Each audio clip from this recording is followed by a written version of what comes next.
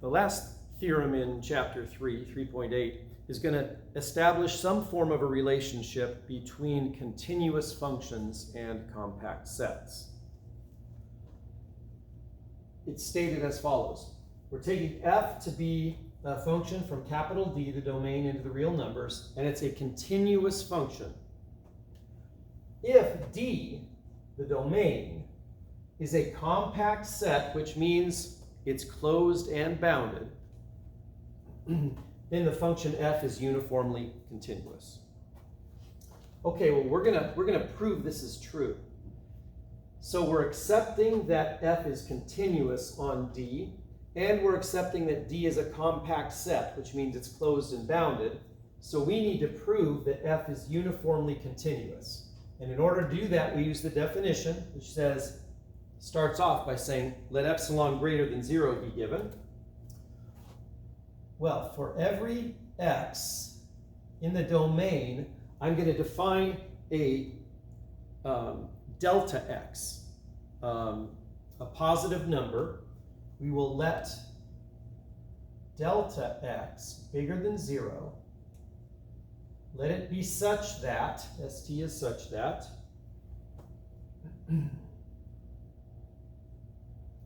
y in the domain and y close to x implies that f of y minus f of x is less than delta. Actually, less than delta over 2.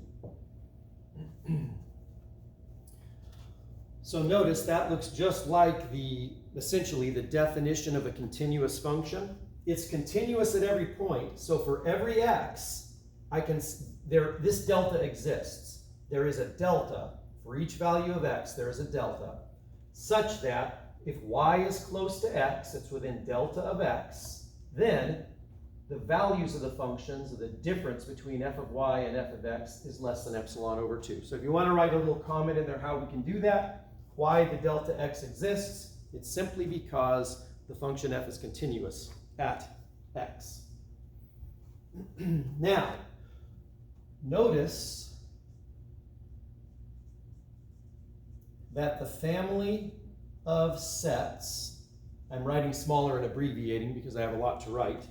Notice that the family of sets described in this way, the interval from x minus delta x over 2, x plus delta x over 2, that's a collection of sets, and I'm going to make it for all x in the domain, is an open cover of the domain.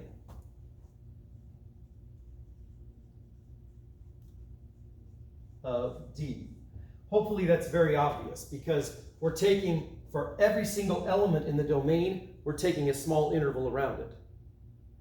And we're unioning all of those uncountable, perhaps, number of intervals, unioning them all together, and of course then it will contain D. Well, what do we know? Since D is compact, there's going to be a finite subcover. So a finite subset of this collection of sets, the union will also contain D. There exists a finite subcover. And I think we'll name them. That is, let's see, start a new line here. Yeah, I guess so. For some finite number of x's,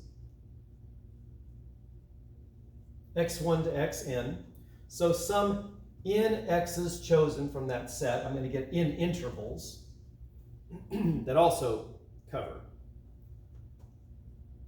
subset of D.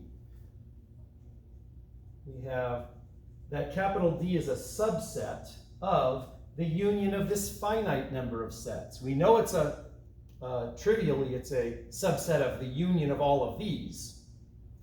But we can take a finite subcover because we know that D is a compact set.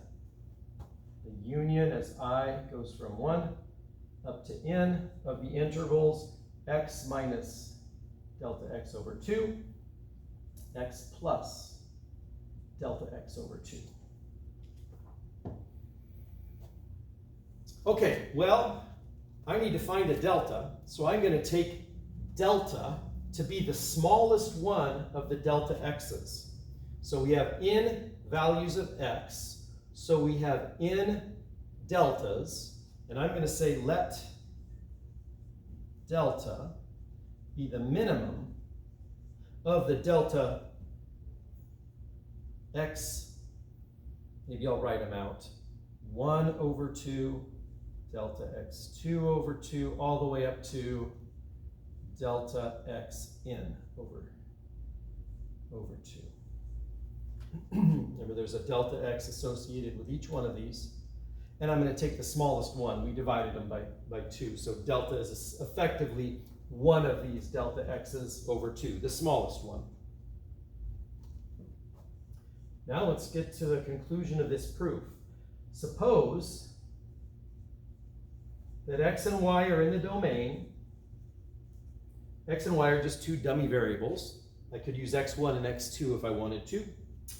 And the distance between x and y is less than that delta, which means it's smaller than the delta x over 2 for all of the delta x's. It's smaller than delta 1, delta x1 over 2, delta x2 over 2, and so on. Now, we're going to let I be one of those integers from 1 to n. Let I be the one such that x, this value of this x right here, is contained in the interval x I minus delta xi over 2 to xi plus delta xi over 2.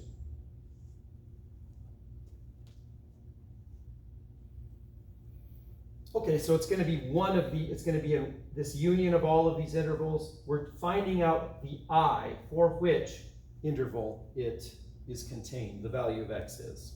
Another way of saying that would be, or I could put in absolute values, x minus xi is less than delta xi over 2. This is the same as this. If x falls in this interval, then it means that the distance between x and xi is at most this number right here. The absolute value is less than that.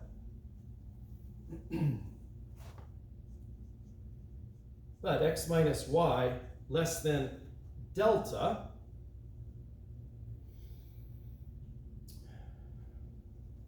let me write it, delta xi over 2, which means it is less than delta, obviously. And I guess technically this could be less than or equal, let me see, x minus y, the distance being less than that. Nope, that's a strict less than. Implies that x minus, sorry, let me do y minus xi,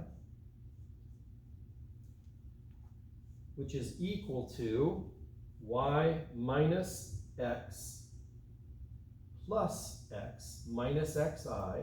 We're doing one of these tricks because we're going to do the triangle inequality in a minute. Y minus xi is simply y minus x plus x, which is nothing, which is 0, minus xi.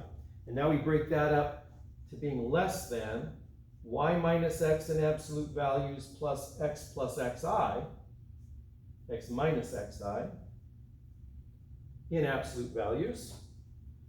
And that is strictly less than let's see, y minus x is going to be less than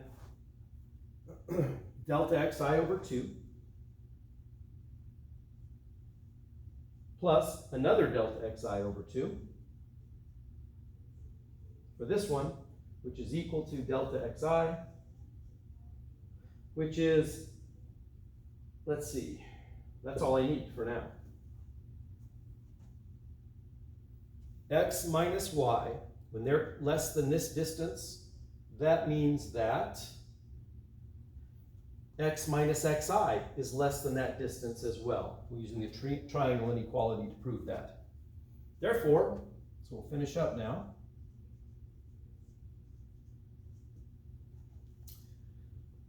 We need to show that f of x minus f of y is less than delta.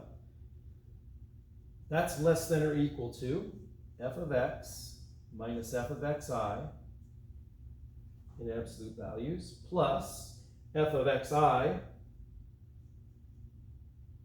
minus f of y in absolute values. Now maybe I did two things at once there. I jumped right to the triangle inequality. I could have said this is equal to f of x minus f of xi plus f of xi, which is 0, minus f of y. And then this comes from the triangle inequality. And each one of those is less than epsilon over 2, which is epsilon. And f is uniformly continuous.